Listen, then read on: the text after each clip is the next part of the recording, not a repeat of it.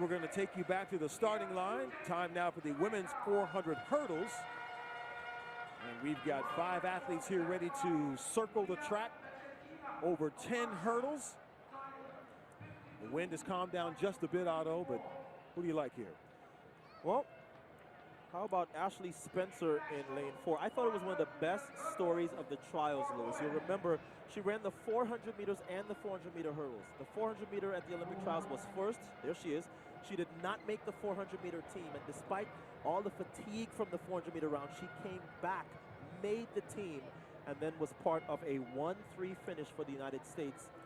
Of course, the United States winning that event in the Olympic Games for the very first time in the person of Dalila Muhammad.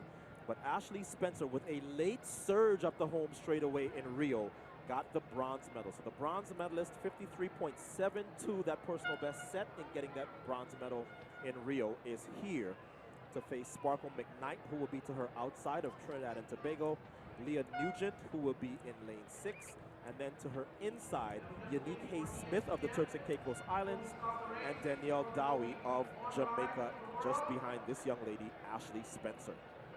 And just as I say the wind had died down, it kicks up again, and again, that's going to kind of mess with the steps of these athletes. They really have to concentrate as you begin this race to get to that first hurdle with the right amount of steps. I guess most of them are going 15 steps, and probably 15 in between, and maybe some of them 17 on the way home. They'll all, yes, they're certainly geared down on the way home, but yeah, this sort of a win on the backstretch will have them, especially in an early race in the season, checking for their steps. And Ashley Spencer was at the Texas Relays just a week ago, where all of the Texas Longhorn Olympic medalists were honored, including Michelle Carter, who got the first ever Olympic gold in the shot put for the United States.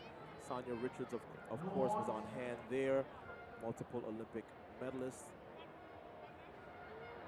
as well as Morlakea Kinnison, who got the gold medal in the 4x1 with the United States. She anchored in the first round. But here she is, Ashley Spencer, the Olympic bronze medalist from Rio, in lane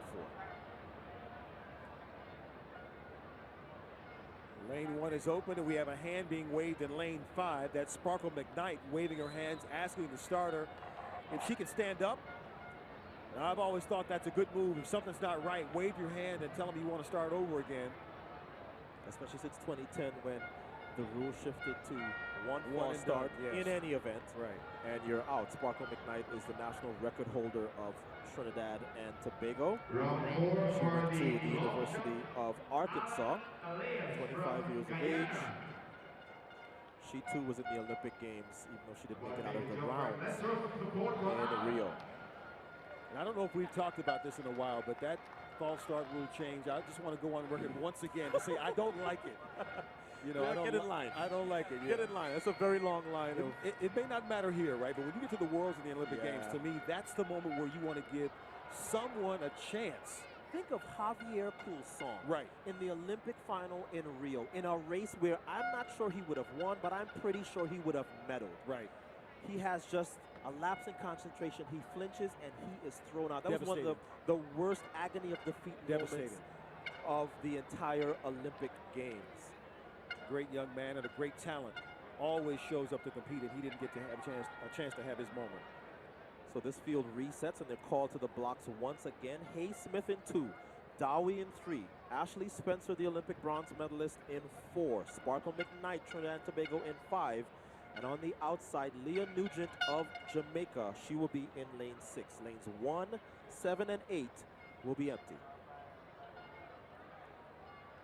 These competitors hoping that these vuvuzelas would quiet down a little bit so they can focus on this gun.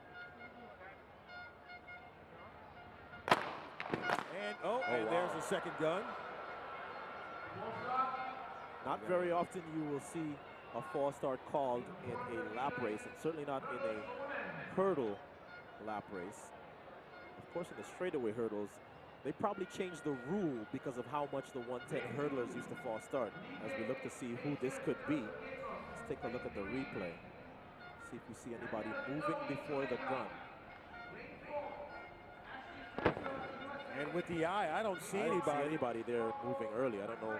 And over just before the finish line, maybe 10 meters back, is a table with several judges in red. And So a false start can be called by the naked eye. You see somebody moving Yes. before the gun goes off, and you can shoot the gun and say that's a false start. But they Yes. can also be called because someone has pushed off the blocks faster than it is supposed to be humanly possible to 1/10 react of a to second. sound. Correct. 1/10 of a second.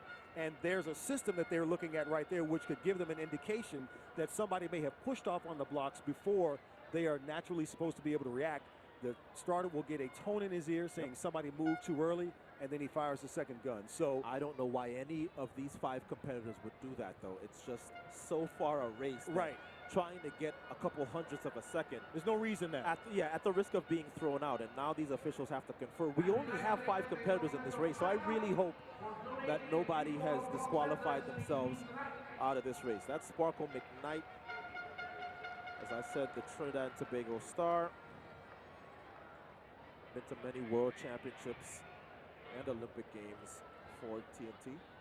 Okay, Coach, in a situation like this, when you're talking with an athlete that you work with, false starts, how do you get yourself back into what you're supposed to be doing when you're in a false start situation? You call back, now you have to wait. What are you doing now? What are you thinking about? Well, I can tell you that these athletes, maybe not so much in the 400-meter hurdles because they are not going to practice a lot of starts on the turn with false starts, but certainly with shorter sprinters.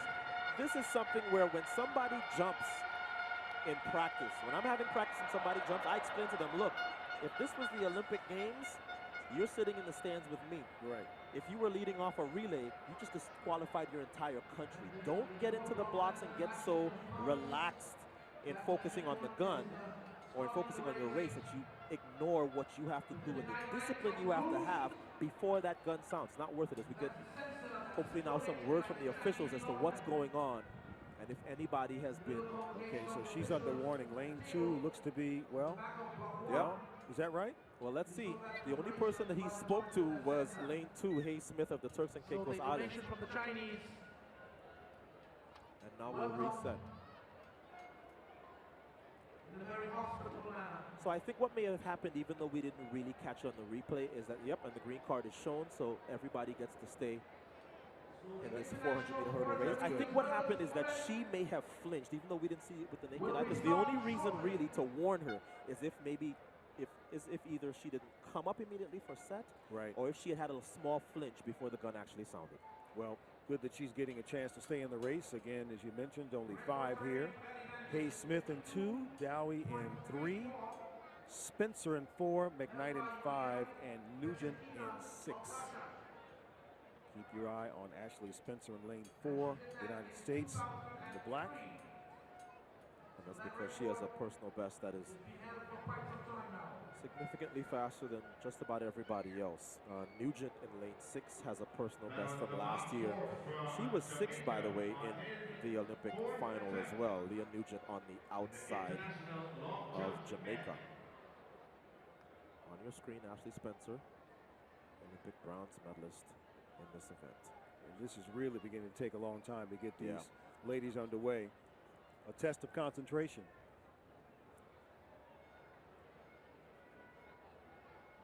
We're in the 4th round of the long jump as we get ready now for the 400-meter hurdles for women. A race which is now taking about 10 minutes to actually get started between the call-up and then what appeared to be a faulty start, not a false start for lane 2, HAYE-SMITH.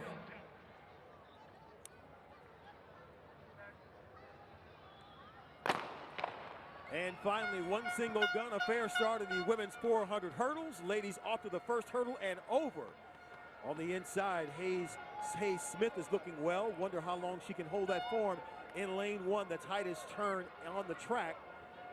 Nice surge down that backstretch there. Very well. Lewis by McKnight, who now has the lead, and the Olympic bronze medalist, who finishes very, very well, though, trying to keep pace with her through 200 meters gone in this race. Right, Sparkle McKnight in the blue. Now watch to see if anyone begins to chop steps because of the wind. Now look at Ashley Spencer move up on the inside there in the black. Now passing Sparkle McKnight. Ashley Spencer coming to the home straightaway. What a nice and smooth move as he comes up to the 9th hurdle. It's not over. Sparkle McKnight is out of it, and Leah Nugent now moving up. Nugent and Spencer to the line, and Ashley Spencer's going to hold on to win the 400 hurdles. And I tell you what, she had to work for it. We know that she can finish. She was out of it in the Olympic final in Rio and then started to run down athletes all the way to that third place to get on the podium. But the other Olympic finalist, Leah Nugent, who was 6th in Rio, gave Ashley Spencer all that she could handle. Ashley Spencer winning in 54.78. And you know, Otto, for Ashley, probably a lot of things she can take away from this race. The false start, being held up, the wind, not being in it right here, but then she really made a nice recovery. Yeah, she didn't have a particularly good clearance of hurdle number 9. She chopped badly, but again, early in the season, you're figuring this is a race that it takes the season to figure it out. Nobody is perfect going over these 10 barriers, and that performance, 54.78, is the fastest time in the world for 2017. Look at Ashley Spencer. This is the one that gave her problems a little bit, hurdle 9. And look at Leah Nugent come up now over hurdle 10, and now she's level with Ashley Spencer, and it's really just the strength of Ashley Spencer from 10 to the finish line why she was able to hang on, get the win, and set the world's fastest time, 54.78. 54.88 in second for Leah Nugent, and that's not too far off of her personal best of 54.4. Look at the struggle there of Sparkle McKnight. Let's go down to Alexis. Thanks so much, Otto. And I do have the woman of the moment, Ashley Spencer. What an amazing run. You definitely must be happy with that. I am. I'm coming off an injury, so I'm really happy with that time. And I'm really blessed to be here. Now, I know people would say, look, it's a little early, so probably won't go guns blazing, but you did just that. Definitely setting the mark. Yeah, I wanted to get out a little bit aggressively than what I've been doing just to test it. And now that I know I can, I'm going to play around with it for a little bit. All right, big thing to come for you. Thank you so much, Ashley. Congratulations again on winning that race. All right, Ashley Spencer there. We're going to take a quick break now, but don't go anywhere. Plenty more to come from the men when we get back to the inaugural Grenada Invitational.